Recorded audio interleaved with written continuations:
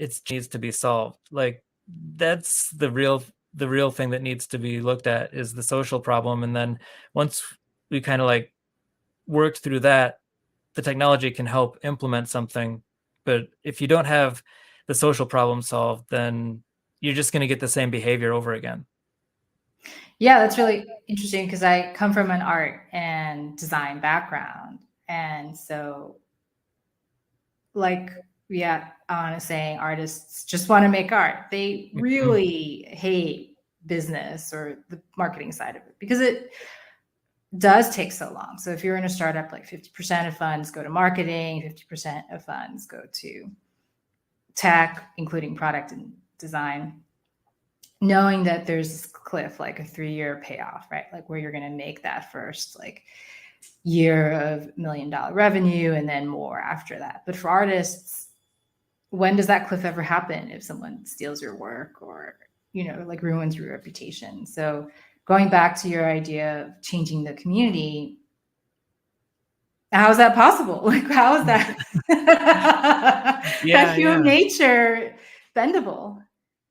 Yeah, well, like I said, first of all, it's just designing that system to align the like natural behaviors that exist, like aligning those in a way that's constructive from both sides.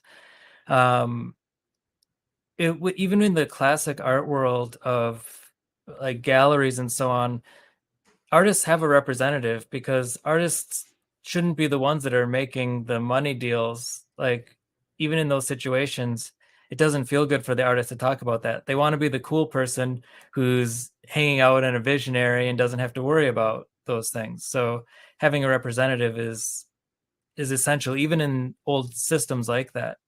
And maybe this would be a good time to go through some of the slides that kind of show how, after recognizing the social problem, we tackled the Let's do it.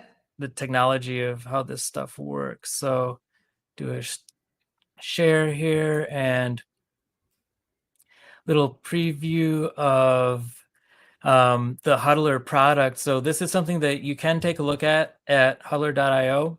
And we already talked about kind of the disillusionment that exists today. We've gone through some of that toxic behavior that we've seen and things like that.